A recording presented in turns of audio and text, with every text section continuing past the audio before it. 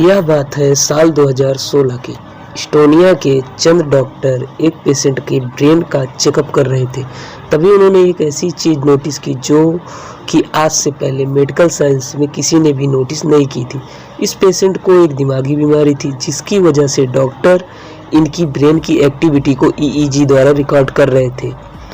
तो डॉक्टरों के लिए यह तो रोज का एक रूटीन चेकअप था, यानी वो बहुत ही नॉर्मल तरीके से पेशेंट का चेकअप कर रहे थे जैसा वो दूसरे पेशेंट का किया करते। लेकिन उनको इस बात का बिल्कुल भी अंदाजा नहीं था कि इस टेस्ट के दौरान कुछ ऐसा होने वाला था कि जो कि मेडिकल साइंस को पूरी तरह से हिलाकर रख देता। हुआ कुछ ऐसा ही, पेशेंट को अचानक हार्ट अटैक हुआ और उनकी मौत हो गई। यह घटना से डॉक्टरों की जिंदगी में पहली बार हुआ था कि कोई पेशेंट ब्रेन स्कैनिंग के दौरान ही दम तोड़ गया हो। डॉक्टरों को अभी भी पूरा यकीन हो चुका था कि पेशेंट के मरते वक्त जो कुछ भी दिमाग में चल रहा था वह उसके इस टेस्ट में ज़रूर रिकॉर्ड हुआ होगा। और हुआ भी कुछ ऐसा। पेशेंट के मौत से पहले और उसकी मौत के बाद जो कुछ उसके दिमाग में सोच रहा था या चल रहा था वह सब कुछ इस टेस्ट में रिकॉर्ड हुआ। इफेक्ट वाईटी में आपका फिर से एक बार स्वागत है। दोस्तों, ब्रेन टेस्ट के दौरान एक 87 साल का कनेडियन नेशनल था जिनको एपिलेप्सी नामक बीमारी थी। इस बीमारी की वजह से उनको बैठे बैठे दौरे पड़ने लग जाते थे और इसी वजह से डॉक्टर इनकी ब्रेन वेव्स को मॉनिटर करने के लिए ईईजी परफॉर्म कर रहे थे। ईईजी यानी इलेक्ट्रिक एन्सेफेलोग्राम। ये एक ऐसा टेस्ट होता है जो ब्रेन में चलने वाली इलेक्ट्रिक एक्टिविटी को मॉनिटर किया जाता है। इस टेस्ट के लिए 1 दर्जन के करीब इलेक्ट्रोड को पेशेंट के सर पर चिपकाया जाता है जो ब्रेन सेल्स से प्रोड्यूस होने वाली इलेक्ट्रिकल चार्ज को डिकोड किया जाता है और फिर कंप्यूटर स्क्रीन करता है।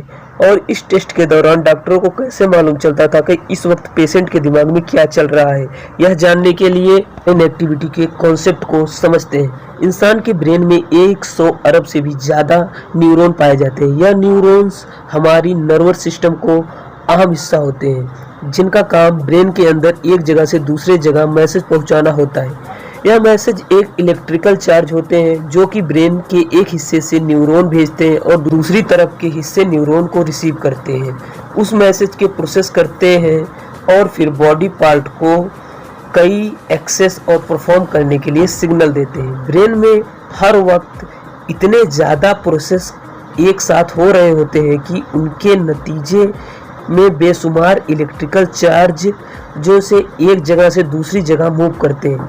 इन इलेक्ट्रिकल चार्ज के मूव करने से वेव्स का एक पैटर्न बनता है जिनको ब्रेन वेव्स कहा जाता है। ब्रेन वेव्स का पैटर्न हर काम के लिए अलग अलग होता है जिनको मेडिकल साइंस में अलग अलग नाम भी दे रखा है। अभी तक मेडिकल साइंस में 5 तरह की ब्रेन वेव्स की पहचान की जा सकती है जिनका नाम alpha, beta, gamma, theta, delta है नाम से जाना जाता है। अब हम बात करते हैं अल्फा वेव्स के बारे में। ब्रेन वेव्स कुछ इस तरह का होता है जिनकी फ्रीक्वेंसी 8 से लेकर 12 हर्ट्ज तक होती है। यदि 1 से 0 में यह वेव्स 8 से लेकर 12 तक बनती है तो हमारा ब्रेन अल्फा वेव्स प्रोड्यूस करता है जब हमारा दिमाग बिल्कुल रिलैक्स्ड होता है। ठीक उसी वक्त जब हम सुबह सोकर उठते हैं, जब सुबह बेड पर लेटे हुए हम रिलैक्स कर रहे थे, तब यह अल्फा वेव्स तब ही प्रोड्यूस होता है जब हम योगा प्रैक्टिस करते हैं। अब हम जानते हैं बीटा वेव्स के बारे में। बीटा वेव्स का पैटर्न कुछ इस तरह से होता है जिनकी फ्रीक्वेंसी 12.5 से लेकर 30 हर्ट्ज तक होती है। यह तब तक प्रोड्यूस होती है जब हम पूरी तरह से अपने काम में बिजी हो जाते हैं। गामा वेव की फ्रीक्वेंसी 25 से लेकर 140 हर्ट्ज तक होती है और सभी वेव्स इनके इलेक्ट्रिकल वेव से सबसे ज़्यादा उत्पन्न होती है। हमारा ब्रेन गामा वेव्स तब प्रोड्यूस करता है जब हम बहुत ज़्यादा एक्टिव होते हैं। डेल्टा वेव्स की फ्रीक्वेंसी ब्रेन वेव्स में सबसे कम होती है। इनकी फ्रीक्वेंसी 0.5 से लेकर 4 हर्ट्ज तक होती है। वेव्स हमारे ब्रेन में डीप स्लीप की वजह से होती है। डेल्टा वेव्स हमारे शरीर में कई प्रकार के हार्मोन्स पैदा करती है, खास तौर पर ग्रोथ हार्मोन्स। डेल्टा वेव्स ज़्यादातर बच्चों में पाई जाती है। जैसे जैसे इंसान बड़ा होता जाता है डेल्टा वेव्स भी कम होती जाती हैं और सबसे आखिर में बात करते हैं थीटा वेव्स के बारे में।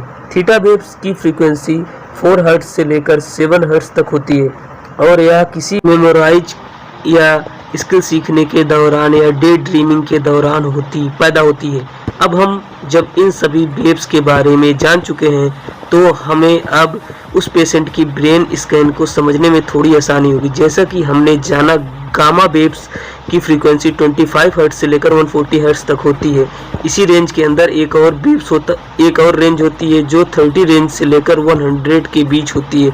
इन वेव्स को इन खास फ्रीक्वेंसी की गामा वेव्स तब प्रोड्यूस करता है जब हम अपनी मेमोराइज का इस्तेमाल कर रहे होते हैं, जब हम लाइफ के कुछ खास इवेंट को याद कर रहे होते हैं।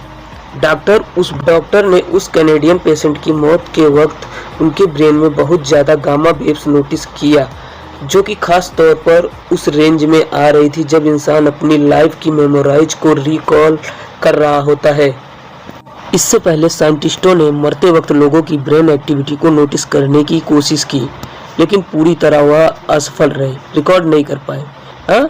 कैनेडियन पेशेंट की मौत से पहले और इसके मौत के बाद कुछ चंद मिनटों तक जिंदगी की अच्छी और बुरी यादें उसके सामने आई थी। मरने से पहले कैनेडियन पेशेंट 2016 से 2022 तक यानी पूरे 5 सालों तक अच्छी तरह से स्टडी किया और फिर यह रिजल्ट निकाला कि ते वक्त इंसान अपने लाइफ के उस मोमेंट को याद कर रहा होता है और रिसर्चर के इस फाइंडिंग का कोई ठोस सबूत नहीं है कि उन पेशेंटों से भी बात की कि जो कि किसी बीमारी की वजह से मरते मरते बचे थे। ऐसे पेशेंट जिनको लास्ट मोमेंट में हॉस्पिटल पहुंचाकर उनकी जान बचा ली गई हो। जब उन लोगों से पूछा गया तो उनका भी यही कहना था कि उनकी लाइफ का फ्लैशबैक किसी ने चला दिया था। इस एक्सपीरियंस को 1-2 लोगों ने नहीं बल्कि कई लोगों ने इसी तरह का जवाब दिया। डॉक्टर और रिसर्चर 2016 से लेकर इस वजह से इस बात को पब्लिश नहीं किया था कि एक तो वह इसकी अच्छी तरह से स्टडी करना चाहते थे और दूसरा ये था कि वह किसी इंसान को मरते वक्त का ब्रेन स्कैन और कैनेडियन पेशेंट से मैच कराना चाहते थे, लेकिन वह इस काम में नाकाम रहे। अब क्योंकि डॉक्टरों के पास एक ही इंसान का वक्त का ब्रेन स्कैन है, इसी वजह से उनकी यह फंडिंग काफ़ी कंट्रोवर्सी में भी रही। डॉक्टर और रिसर्चर पेपर में यह भी लिख रहे थे कि कैनेडियन पेशेंट एक बीमारी से गुजर रहा था जिसकी वजह से वह बहुत दवाइयाँ भी ले रहा था। यह दवाइयाँ भी ब्रेन एक्टिविटी को अलर्ट कर सकती थी, जिसकी वजह से यह रिजल्ट में फ़र्क पड़ सकता था। लेकिन बात के ज़्यादा चांसेस है जब इंसान मर रहा होता है तो उसके सामने पूरी ज़िंदगी की फ्लैशबैक चलता है और यह सच है, जिसने अपनी ज़िंदगी में अच्छे काम किए हैं उसके मरते वक्त उसके सामने वही नज़र आएगा और जिसने बुरे काम किए होंगे उसके सामने वैसा ही फ्लैशबैक नज़र आएगा। दोस्तों, डॉक्टर की इसी फायर साइंटिस्टिक रिसर्च के बारे में आपका क्या कहना है, हमें कमेंट करके ज़रूर बताएं। उम्मीद है इफेक्ट वाईटी की यह वीडियो भी आप लोगों को पूरी तरह से लाइक और शेयर करेंगे। आप लोगों को प्यार भरे कमेंट का बहुत बहुत धन्यवाद। मिलते हैं अगली शानदार वीडियो में, तब तक के लिए बाय और नमस्कार। जय हिंद, जय भारत।